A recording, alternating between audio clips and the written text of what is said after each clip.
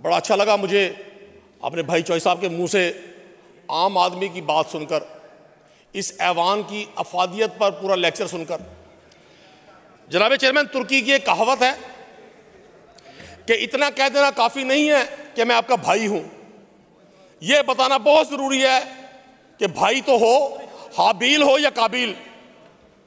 यह भी खुदा की शान है कि आज अदालतों के हवाले से माशाल्लाह, उन्हीं अदालतों के हवाले से जिन अदालतों ने, जब नवाज शरीफ साहब जो जेल में कैद थे और सजा याफ्ता थे, इलाज के लिए बाहर जाते हैं, उन्हीं अदालतों के जरिए जब तशरीफ लाते हैं एयरपोर्ट पर बायोमेट्रिक किया जाता है और वो जेल की बजाय सीधे घर जाते हैं। उन अदालतों के लिए मेरे भाई बड़ी बगले बजाते थे।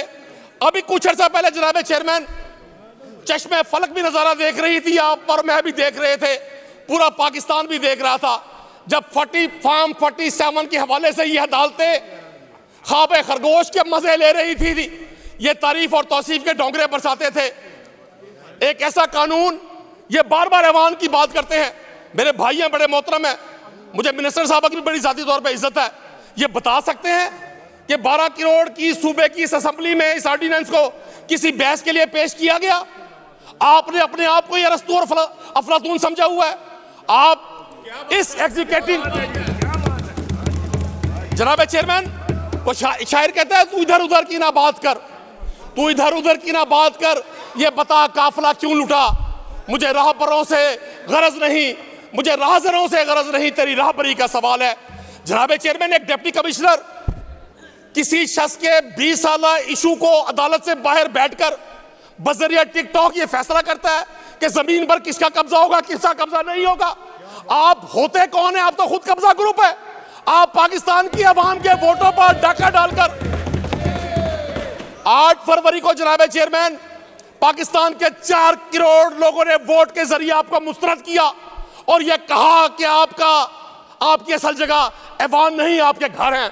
आप एक साजिश के जरिए आज इक़्तिदार पर काबिज होकर लोगों के फैसले कर रहे हैं। आप एक तरफ लोगों को यह बताते हैं कि कानून की हुक्मरानी है, दूसरी तरफ जनाब चेयरमैन, मुझे यह हक नहीं है कि मैं किसी अदालत के जरिए अपने लिए इंसाफ तलब कर सकूं। आपने सारी अदालतें बंद कर दें, ये उस्मान बुखारी साहब खुद जस्टिस बन जाएं, मेरे भाई चौधरी साहब को हाई कोर्ट का जज बना दे। मुझे तो इनका गुस्सा देखकर जनाब चेयरमैन लगता ही यह है कहीं मौजूद चीफ जस्टिस साहब पर रात तक 9 मई की FIR ना हो जाए। मतलब जिस अदालत ने यह फैसला दिया, आप उस जज के खिलाफ आज इतनी दशनाम तराशी कर रहे हैं, आपको अंदाजा नहीं है आप अपनी नई नस्ल को क्या पैगाम दे रहे हैं। बड़े अफसोसनाक सूरत हाल है जनाब चेयरमैन। आप भी आम आदमी के नुमाइंदे हैं, मैं भी आम आदमी का नुमाइंदा हूं। किसी आम आदमी को यह हक नहीं है कि वह अदालतों के बाहर फैसले करे। आपने कोई अथॉरिटी बना दी है, आप बार बार सुथरा पंजाब का नाम लेते हैं। आपको पता है सुथरा पंजाब में कितने अरब की करप्शन महाना हो रही है। आप एक ऐसे सूबे को, सुभान अल्लाह, अल्लाह की शान है कि आज अदालतों को यहां से यह पैगाम दिया जा रहा है कि आप हमारे ताबे हैं। अब मैं कहूंगा उन हजरात से जिन्होंने कौम पर इनको मुसल्लत किया, ये हाथ अब आपके गिरेबानों तक भी पहुंचेंगे। आपने इनको इतना मुंहजोर कर दिया, आपने इनको इतनी जुबान दे दी, आपने इनको बगैर वोटों की इतनी ताकत दे दी कि ये हर फैसला जो ये घर में बैठ के सोचते हैं वही फैसला ये सादर कर देते हैं।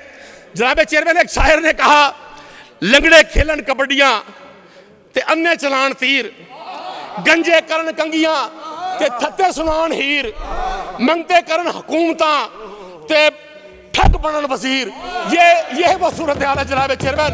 आज मैं अदालत आलिया को यहां पंजाब असेंबली के ऐवान से बतौर फॉर्म 45 के एक मुंतखब रुकन की हैसियत से, बिल्कुल मैं आपकी चीखें सुनना चाहता था। मैं आपकी फॉर्म 45 और 47 में ये चीख सुनना चाहता था। मैंने खुद ये बात की। मैं चीफ जस्टिस साहब को खराज तहसीन पेश करता हूं। 12 करोड़ के सूबे की असेंबली से हम इजहार यकजहती करते हैं अपनी अदलिया के साथ। अगर अदलिया ने ये जुर्रत करी ली, ये हौसला